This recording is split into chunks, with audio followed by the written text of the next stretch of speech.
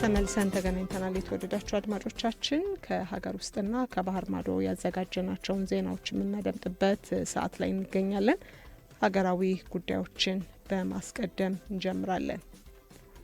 የአዲስ አበባ ከተማ አስተዳደር ካቢኔ በሊዝ መነሻ ዋጋ ማሻሻያና በግዢ ረቂቅ አዋጅ ላይ ውሳኔ አሳለፈ። የአዲስ አበባ ከተማ አስተዳደር ካቢኔ ባካሄደው መደበኛ ስብሰባ በከተማዋ ሁለንተናዊ ለውጥ ላይ ተመስርተው በቀረቡ ልዩ ልዩ ጉዳዮች ላይ ተወያይቶ ውሳኔዎችን አስተላልፏል። ካቢኔው በከተማዋ አሁናዊ ፈጣን እድገት ላይ ተመስርቶ የቀረበውን የቦታ ደረጃ ጥናት የመረመረ ሲሆን ከተማዋን በ5 ዋና ዋና ደረጃዎችና በ30 ንዑሳን ደረጃዎች በመክፈል በተዘጋጀው የተሻሻለ የሊዝ መነሻ ዋጋ ላይ ተወያይቶ አጽድቋል። በሌላ በኩል ካቢኔው በመንግስት ግዥና ንብረት አስተዳደር ማሻሻያ ረቂቅ አዋጅ ላይ በሰፊው መወያየቱ ተጠቅሷል። ይህ ረቂቅ አዋጅ የከተማዋን የግዢ ሂደትና የንብረት አስተዳደር ስርዓት ለማዛመን፣ የስራ ቅልጥፍናን ለማላቅ እንዲሁም የጋራ ንብረትን በአግባቡ ጥቅም ላይ ለመዋል ታሳቢ ተደርጎ የተዘጋጀ መሆኑ ተመላክቷል። ካቢኔው በረቂቅ አዋጁ ላይ መክሮበት ለከተማዋ ምክር ቤት እንዲላክና እንዲጸድቅም ውሳኔ አሳልፏል። በመጨረሻም ካቢኔው ሀገራዊ ፋይዳ ላላቸው ግዙፍ ፕሮጀክቶች ማስፈጸሚያ የሚሆን የመሬት ምደባን ጥያቄ ተመልክቶ ውሳኔ በመስጠት ስብሰባውን አጠናቋል። በማህበረሰቡ በኩል ያለው የፍርድ ቤት መጥሪያ ወረቀት የመቀበል ባህል አናሳ መሆኑ ተገለጸ። የፍርድ ቤት መጥሪያ ወረቀትን በተመለከተ በፍትሐ ብሔር ሕግ አንቀጽ 94 ላይ በግልጽ የተቀመጠው ሕግ እንደሚለው አንድ ሰው ክስ መዝገብ ከተከፈተበት በኋላ የተከሰሰበትን ምክንያት፣ የሚገኝበትን ቦታና ሰዓትና መሰል ሕጋዊ ሂደቶች የተካተቱበትና ለተከሳሽ የሚሰጥ እንደሆነ ይገለጻል። በዚህም ከሳሽ ክሱን ከመሰረተበት ጊዜ ጀምሮ ፍርድ ቤት ስልጣን በሰጠው የህግ ባለሙያ ወይም ሌላ አማራጭ ለተከሳሽ ክሱን የሚያደርስበት ሁኔታ አለ። ይሁንና ይህንን የክስ ወረቀት ለተከሳሽ በሚሄድበት ጊዜ የክስ ወረቀቱን ተቀብሎ በተባለው ጊዜና ቦታ የመገኘት ባህል አነስተኛ መሆኑን የህግ ባለሙያ የሆኑት አቶ ሳሙኤል ልጃገኘው ለትርታ ተናግረዋል። ፍርድ ቤት ከመገኘት ይልቅ መሸሽና መጥፋትን የሚመርጡ ሰዎች እንዳሉ የገለጡት ባለሙያው ይህ በሚሆንበት ህጋዊ ሂደቶችን ከተከተለ በኋላ ፍርድ ቤቱ የንብረት እግድ በማድረግ ተከሳሹ ፍርድ ቤት እንዲመጣ የሚያደርግበት አሰራር እንዳለው ነው ያመላከቱት። በአንድም በሌላም በኩል በቀጥታ ለተከሳሹ መጥሪያ ሳይደርስ ቀርቶ የንብረት እግድ ከደረሰ ግን ተከሳሹ በአካል ተገኝቶ ለፍርድ ቤት ማስረዳት እንዳለበት ነው ባለሙያው ያብራሩት። ሌላኛው በጉዳዩ ላይ ትርታ ያነጋገራቸው የህግ ባለሙያ ዮርዳኖስ ክፍሎም እንደተናገሩት በአካል ከመሰወር ይልቅ ፍርድ ቤት ተገኝቶ ጉዳይን መከታተል አግባብ እንደሆነ ገልጠዋል። ይህንን ማድረግም ተከሳሽ በሌለበት ከሚደረጉ የፍርድ ውሳኔዎች እንደሚከላከልና ትክክለኛ ፍርድ እንዲሰፍን እንደሚያደርግም ነው የጠቆሙት።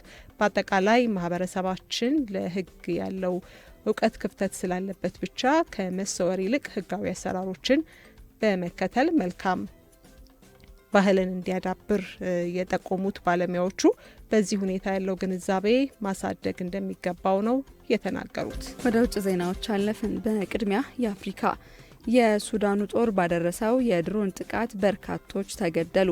የሱዳን ጦር ካዱግሊ ከተማን መቆጣጠሩን ተከትሎ በርካታ ውድመቶች መድረሳቸውን መገናኛ ብዙሃን ዘግበዋል። የፈጥኖ ደራሽ ኃይሎች ከተማዋን ለቀው ሲወጡ በፈጸሙት የድሮን ጥቃት 8 ሰዎች ተገድሏል ተብሏል። ከዚህ ጋር በተያያዘ ከሟቾች መካከል 3ቱ ህጻናት መሆናቸው የተነገረ ሲሆን የከተማዋ ነዋሪዎች ግን የሀገሪቱ ጦር ወደ አካባቢው በሚገባበት ጊዜ አደባባይ በመውጣት በደስታ ተቀብለዋቸዋል።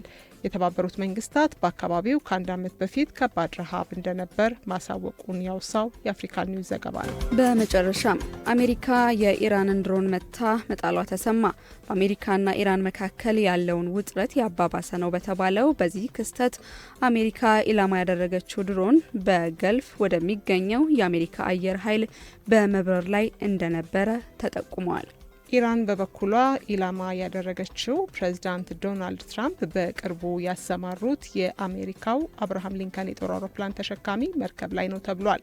ይሁን እንጂ ስለተፈጸመው ጥቃት የአሜሪካም ይሁን የኢራን ባለስልጣናት እስካሁን የሰጡት ማረጋገጫ እንደሌለም ነው የተዘገበው። የአሜሪካ ባህር ኃይል የኢራንን ጥቃት ማክሸፉ የተሰማው ኢራንና አሜሪካ ለመወያየት ዝግጁ መሆናቸውን በገለጡ ማግስት ነው ሲል የዘገበው ሲኤንኤን ነው። የተወደዳችሁ አድማጮቻችን መሰናዶቻችንን እያደመጣችሁ ከኛ ጋር ስለምትቆዩ ደስ ይለናል።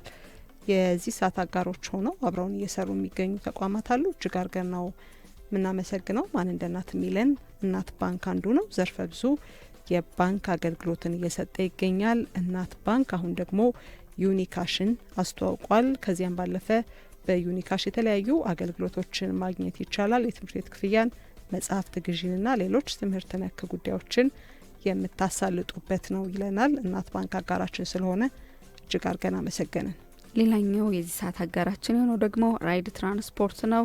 ራይድ እንደሚታወቀው ሚሊዮኖችን በማገልገል ላይ ይታወቃል። እንግዲህ በ8294 ደውለው ወይም በራይድ አፕሊኬሽን ተጠቅመው ደህንነቱ ተጠብቆ በምቾት ተንፈላሰው ጉዳዩን በስኬት አጠናቀው ወደ ቤቱ መመለስ ይችላሉ የሚሉት ራይድ ትራንስፖርት የዚህ ሰዓት አጋራችን ስለሆነ እጅግ እናመሰግናለን።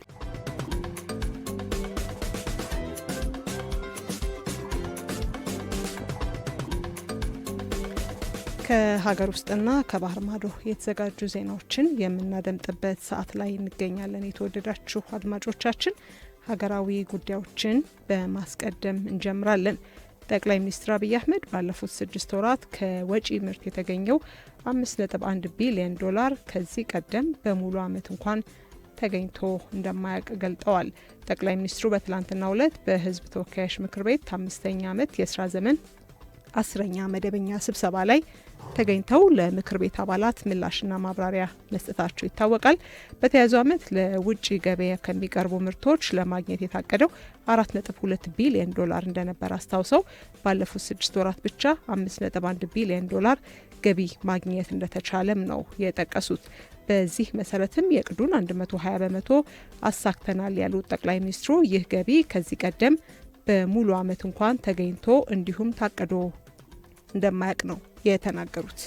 በዚህ በጀት ዓመት የመጀመሪያ 6 ወራት ከአገልግሎት ወጪ ንግድ 4.5 ቢሊዮን ዶላር መገኘቱን ጠቅሰው በዚህም 17 በመቶ እድገት ተመዝግቧል ነው ያሉት። ከሐዋላ 4.6 ቢሊዮን ዶላር ገቢ መገኘቱንና ይህም 39 በመቶ እድገት እንዳለው የገለጹት ጠቅላይ ሚኒስትሩ 2.3 ቢሊዮን ዶላር ገደማ የተገኘበት የውጭ ቀጥተኛ ኢንቨስትመንት 20.6 በመቶ እድገት ማስመዝገቡን አስረድተዋል።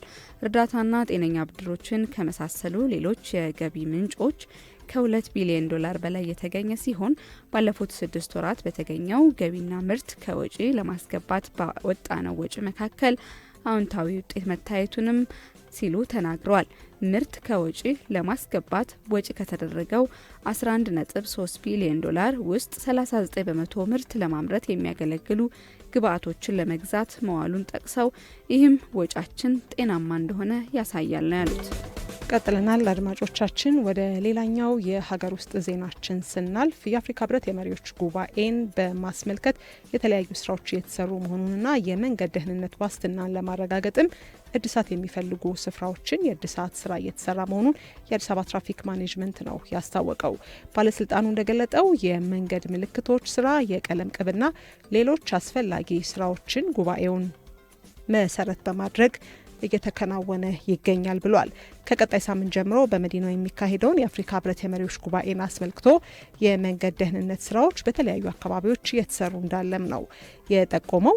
የአዲስ አበባ ትራፊክ ማኔጅመንት ባለስልጣን የህዝብ ግንኙነት ኃላፊ ገነት ዲባባ በተለይ ለትርታ እንደተናገሩት በመዲናዋ ከየካቲት 4 እስከ 5 የሚካሄደውን 48ኛው ስራ አስፈጻሚዎች መደበኛ ስብሰባ ከየካቲት 6 2018 ጀምሮ የሚካሄደውን ደግሞ የአፍሪካ የጣሊያን ጉባኤ እንዲሁም ከፌብሩዋሪ 7 እስከ 8 2018 የሚካሄደውን 39ኛው የአፍሪካ ህብረት መደበኛ የመሪዎች ጉባኤ በማስመልከት ከመደበኛ ስራዎች በተጨማሪ በተለያዩ የመዲናዋ ክፍሎች የመንገድ ቀለም ቅብ፣ ምልክቶች ተከላ፣ ጥገና ስራዎች፣ የትራፊክ መብራትና መሰል የምህንድስና ስራዎች እየተሰሩ መሆኑን ነግረውናል። በምህንድስናው ተግባር ከሜክሲኮ አፍሪካ ህብረት ከቤተ መንግስት ካዛንችስ ከፒያሳ ቸርቸር 5.8 ኪሎ ሜትር የአሽከርካሪዎች ማንቂያ ወይም ኮንቬክስ ቀለም ቅብ ስራ ከ4 ቶን በላይ ማለፍ የሚከለክል 8 የምልክት ተከላ ስራ መከናወኑን እንዲሁም ከሜክሲኮ አፍሪካ ህብረት ከቦሌ 4 ኪሎ ከሜክሲኮ ሻረተን ካዛንችስ ፒያሳ ቸርችል ከሜክሲኮ አፍሪካ ህብረት 24 የምልክት ጥገና እንዲሁም ከቦሌ 4 ኪሎ ከሜክሲኮ ሸረተን ካዛንችስ እንዲሁም ፒያሳ ቸርችልና ከሜክሲኮ አፍሪካ ህብረት 15 የትራፊክ መብራት የማጠብና ቀለም የመቀባትና የጥገና ስራ መሰራቱን ባለስልጣኑ ነው ያስታወቀው። በመዲናዋ ላይ የተጀመሩ ስራዎች ተጠናክረው የአዲስ አበባ ከተማ ትራፊክ ማኔጅመንት የህዝብ ግንኙነት ኃላፊ ገነት ዲባባ ስራዎች እንደሚቀጥሉ ለትርታ ተናግረዋል። ዘገባው የባልደረባችን የአህመዲን ሸረፋ ነው። አድማጮች አሁን ደግሞ ወደ ውጭ ዜናዎች እናልፋለን። በቅድሚያ አፍሪካ የቀድሞው የሊቢያው መሪ ሙአመር ጋዳፊ ልጅ የሆነው መገደሉ ተሰምቷል። የቀድሞው የሊቢያው መሪ ሙአመር ጋዳፊ ልጅ የሆነው ሰይፍ አልእስላም ጋዳፊ መገደሉን ጠበቃው ካሊድ ኤልዛይድ ናቸው ለሊቢያ መገናኛ ብዙኃን መናገራቸውን ሮይተርስ የዘገበው። የሊቢያው ጠቅላይ አቃቤ ሕግ ባደረገው ምርመራ መሰረትም የቀድሞው የሊቢያው መሪ ልጅ የተገደለው በጥይት ተመቶ መሆኑን አሳውቋል። የሊቢያ ጠቅላይ አቃቢ ሕግም እንዳለው ከሆነ ቢሮ አሁንም ምርመራው ተጠናክሮ እንደሚቀጥልና ጉዳዮቹን በቁጥጥር ስር ለማዋል ይሰራልም ነው የተባለው። እንደ አውሮፓውያን አቆጣጠር በ2015 የሊቢያ ፍርድ ቤት የሙአመር ጋዳፊ ልጅ የሆነውን ሰይፍ አልእስላም ጋዳፊ በሌለበት የሞት ፍርድ ፈርዶበት እንደነበር አስታውሷል። ለፍርድ መነሻ የሆነው ደግሞ የአባቱ መንግስት መፍረስን በመቃወም አደባባይ መውጣቱን ተከትሎ ነው ሲል በዘገባው ላይ ተመላክቷል። በመጨረሻም ቻይና በደህንነት ስጋት ምክንያት ስውር የኤሌክትሪክ መኪና በር እጀታዎችን አገደች። ቻይና በኤሌክትሪክ ተሽከርካሪዎች ላይ ስውር የበር እጀታዎችን እንዳይኖሩ አግዳለች። ይህም እርምጃ የቢሊዮነር ኤሎን መስክ ኩባንያ በሆነው ቴስላ ገበያ የቀረቡት ዲዛይኖችን መጠቀም ያቆመች የመጀመሪያዋ ሀገር አድርጓታል። ይህ ውሳኔ የተሰማው በዓለም ዙሪያ የኤሌክትሪክ ተሽከርካሪዎች ከደህንነት ተቆጣጣሪዎች ምርመራ እየተደረገባቸው ባለበት ወቅት ነው። በመንግስት ቁጥጥር ስር በሚገኘው ቻይና ዴይሊ ጋዜጣ ላይ በተጠቀሰው መረጃ መሰረት ከሆነ እነዚህ ተሽከርካሪዎች ከ100 ምርጥ ሽያጭ ካላቸው የኤሌክትሪክ ተሽከርካሪዎች ውስጥ 60 በመቶ ያህሉ እንደሚይዙ ነው የተነገረው። ቢቢሲ ዘግቦታል።